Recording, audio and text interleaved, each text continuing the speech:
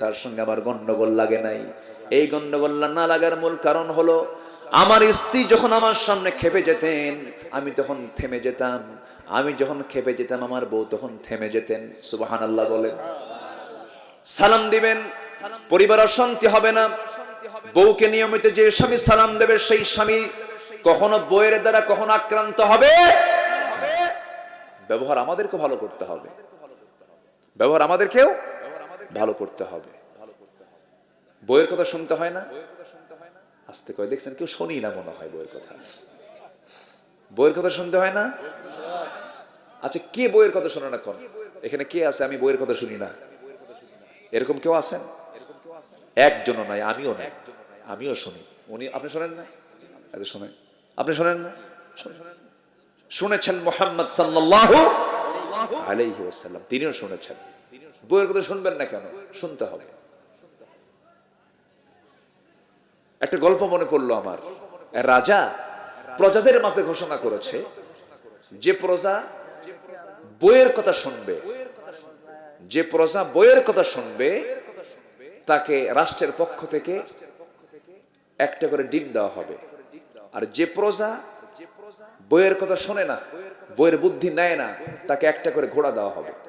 গোটা দেশ থেকে সমস্ত প্রজারা চলে আসছে, কিন্তু সব প্রজার অধিকাংশই হলো বইয়ের কথা শোনে এমন প্রজাই বেশি।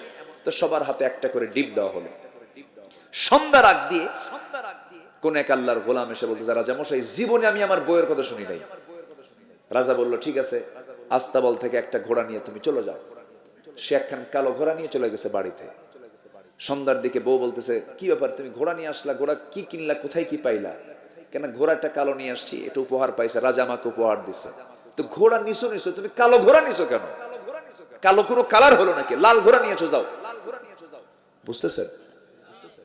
চলে আসে রাজ দরবার। রাজাকে বলতেছে, রাজা মশাই ঘোড়া তো দিছেন ভালো কথা, কিন্তু ঘোড়াটার তো কালার একটু দুর্বল হয়ে গেছে, লাল হলে ভালো হয়। কেন? আগে কেন বললা না? বউ আমারে বললো যে লাল ঘোড়া ভালো হয়, কালো ঘোড়া খুব একটা ভালো না। রাজা বলতেছে, ঘোড়া থুইয়া ডিম নিয়ে যা। কি কথা বলছেন? ঘোড়া থুইয়া ডিম নিয়ে যা। শেষ পর্যন্ত ওটাও বইয়ের কথা শোনে।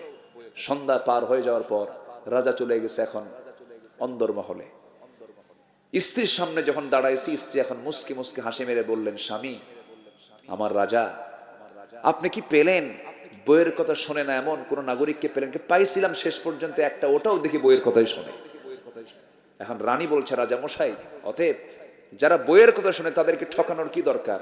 একজনকে দেবেন ঘোড়া, আরেকজনকে দেবেন ডিম, এটা হলো?